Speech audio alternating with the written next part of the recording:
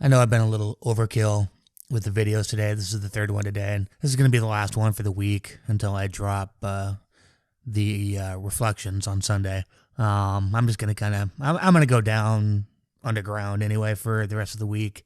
I'm just feeling like I need to kind of go do some other things for various reasons. So, but I did want to kind of talk about this a little bit, and because it was kind of on my heart, and so I'll say this before I bow out for the rest of the week. You know, not everybody is who we think they are, and that's where projection really kind of comes into things, and our own biases and prejudices color our perception of other people. Our wants and hopes and desires and emotions can factor in. You know, like if you're crushing on somebody or you kind of fall in love with somebody, you know, that can definitely have a very heavy impact on the way you perceive a person, you know, or you know, you're close in some kind of a way, you know, those kinds of things really can. It just alters your perception, you know, we just become, you know, biased in that way, you know, because there's a thing called an in-group preference, an in-group preference, you know, where we tend to treat those who are closer to us or in our inner circle different than those who are outside of it. And so it's, you know, it's just part of our programming. it's just the way it is. And so recognizing it and then, you know, making different choices is part of the process. And this is where disappointment, I think, comes in, is we have expectations for others that they don't always live up to. And it hurts, you know, to be disappointed, or it hurts to be sort of, to find out that maybe, you know, somebody you thought was your friend or more, you know, wasn't, you know, they didn't really have your best interests in mind or in heart, you know, when they were acting for, you know, for whatever reason, you know, whatever their motives are. And a lot of people act very unconsciously about their motives. It's just something I've noticed, you know, because I will often ask people, you know, why did you do that? And either they'll say they don't know, or they'll give a very, you know, vague kind of roundabout answer, or they'll sort of answer a different question, you know, the sort of the question in their head, which we all do. We all do that. I've done it, you know, and then it's sort of like, you know, I've done that, you know, where I've looked back, it's like, why did I say that? Because that was not the question that person asked me. So it's just something that we all do. But it's just, I think it's, for me anyway, and this is just how I kind of look at it, and I'm having to let go. As I'm doing this, going through this process, this next phase of this fucking, it's horrible, really, to be honest with you. Sort of like spiritual growth is fucking awful. It's painful. It's incredibly painful. You know, that's where, you know, the panic attacks are coming from, because I'm like seeing things in myself that's like, oh my God. You know, that thing that I was avoiding looking at is like knocking on my door. It's, you know, pushing me around and saying, here I am, motherfucker. And it's a fucking painful process. And I just, yeah. Anyway, I'm having to let go. I'm just having to let go of a lot of things. I'll just put it that way. And, you know, things, the subcategories of things is a long list.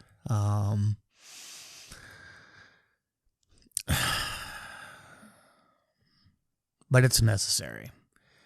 It's necessary. And I know I'm holding on to some stuff that is not good for me. And I know I've been doing it for a long time. And so, and I'm not arrogant enough, to think that I have all the answers and that my way is the correct way. I would never behave. I mean, I have behaved in that way in the past, but I really make an effort not to behave that way, to be humble about, you know, to just not make so many fucking assumptions, you know. And look, I really am not talking about any one particular person here. I'm just talking very vaguely, very just observation over a lifetime. That's all this is. So if you feel like I'm talking about you, then maybe you should examine that, you know. So your eyes are never open. I mean, the scale, you know, the process of taking the scales off from your eyes is an ongoing process. You never are, like, you know, enlightened. There's no, you know, until you like merge with God, you know, then you're up until that point, you're in the process. It's just an ongoing thing. And so you remove the scales but there's still scales left to be removed. So it's, but my eyes in this next level of the process, it's like I'm seeing things in a very different way. I'm seeing things in a very different way. And I know there's just a lot of things that just aren't good for me. And, it's hard. It can be hard to let go of that shit. So, but it's necessary, and we all do. And in that process, I think for me, it's like sort of just, I work on allowing people to just be who they are and where they're at in their own process, and to just not take everything so personally. Because it isn't. Sometimes it is. Sometimes people are acting out in a very directed way at you for something that, whatever the motive and reason is, but sometimes they're just acting out of something that's just unconscious in them or semi-conscious in them, and you just can't take it personally. You just can't.